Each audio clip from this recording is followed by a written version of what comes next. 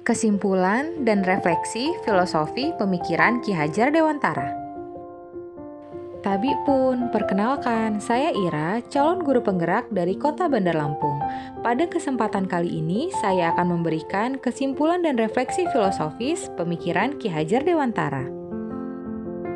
Yang saya percaya tentang murid dan pembelajaran di kelas sebelum saya mempelajari modul tentang filosofi Ki Hajar Dewantara pada pendidikan guru penggerak ini adalah: sebelumnya, saya telah melakukan pembelajaran yang mendekati pemikiran Ki Hajar Dewantara, namun belum maksimal.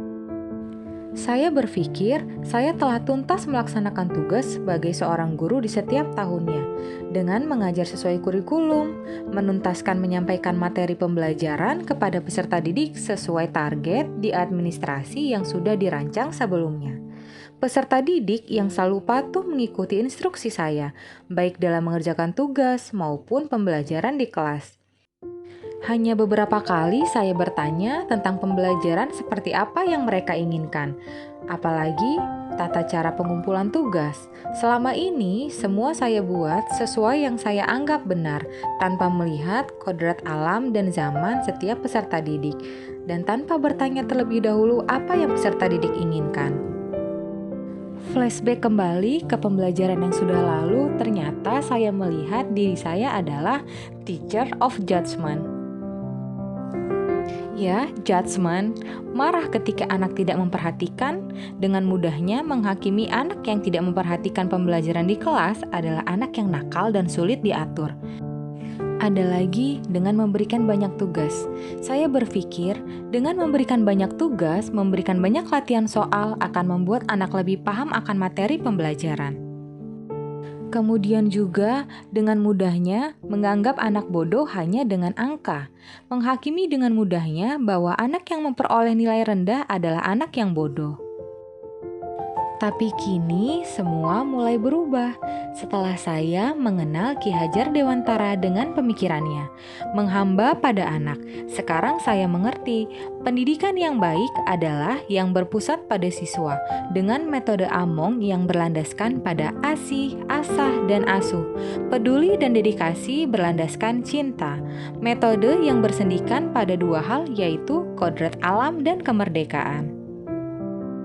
Dengan memperhatikan kodrat alam dan zaman, sekarang saya mengerti bahwa setiap anak memiliki kodrat alam dan zamannya masing-masing. Saya, sebagai guru, tidak bisa memaksakan kehendak dan menyamaratakan pencapaian setiap anak. Sekarang saya mengerti bahwa tugas saya sebagai pendidik untuk memberi tuntunan sesuai dengan tahap-tahap perkembangan anak secara budi, cipta, rasa, dan karsa, dan pekerti yaitu tenaga, sesuai dengan kodrat masing-masing sang anak, melihat secara holistik, tak boleh lepas dari pendidikan sosial dan kultural. Yang bisa segera saya terapkan lebih baik agar kelas saya mencerminkan pemikiran Ki Hajar Dewantara, diantaranya dalam pembelajaran saya akan menggunakan pendekatan Student Centered Learning atau SCL dengan tujuan meningkatkan kualitas belajar peserta didik. Peserta didik tidak mudah bosan di kelas dengan melibatkan peserta didik untuk memahami materi secara aktif, dan saya sebagai guru lebih berperan sebagai fasilitator.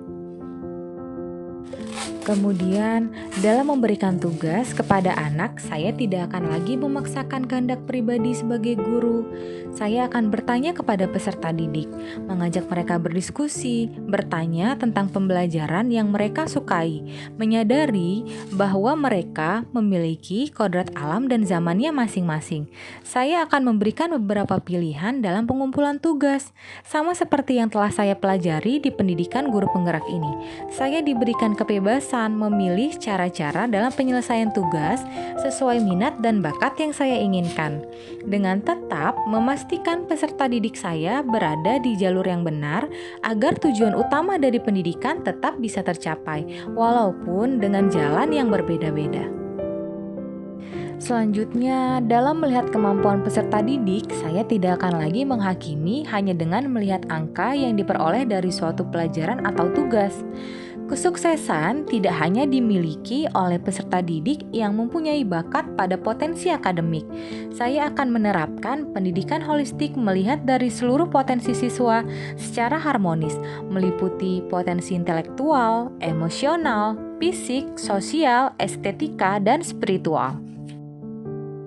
Berikut 3 ajaran penting Ki Hajar Dewantara. Ingarso Sung Tulodo, seorang guru harus dapat memberikan suri tauladan untuk semua orang yang ada di sekitarnya. Ingmadyo Mangunkarso, seorang guru yang selalu berada di tengah-tengah peserta didiknya untuk membangkitkan semangat terhadap peserta didiknya. Tutwuri Handayani, ketika berada di belakang, seorang guru harus bisa memberikan dorongan dan arahan kepada peserta didiknya. Menurut Ki Hajar Dewantara, pendidikan tidak dapat dipisahkan dengan kebudayaan.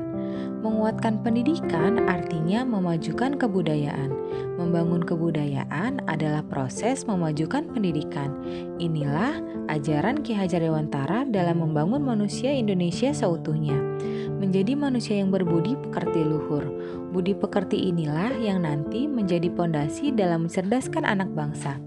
Cerdas tanpa landasan budi pekerti luhur adalah cerdas imitasi, kecerdasan yang tidak akan memberi manfaat kepada lingkungan sekitar.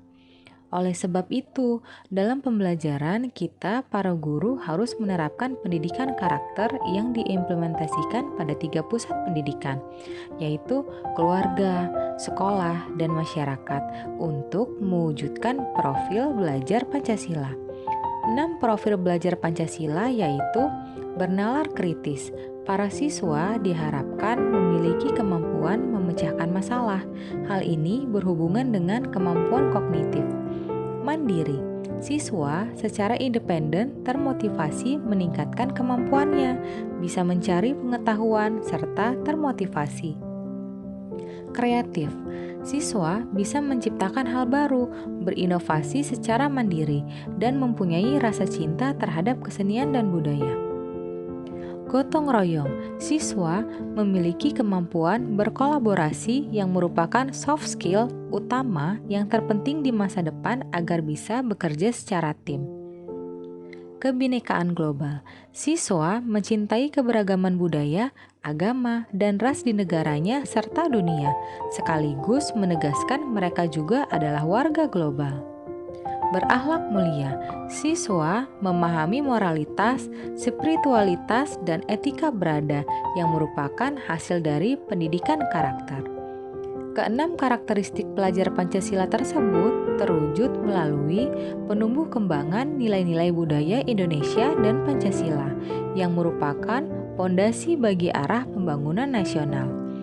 Dengan identitas budaya Indonesia dan nilai-nilai Pancasila yang berakar dalam, peserta didik pada masa mendatang menjadi masyarakat terbuka, dapat menerima dan memanfaatkan keragaman sumber, pengalaman, serta nilai-nilai dari beragam budaya di dunia, namun sekaligus tidak kehilangan ciri dan identitas khasnya.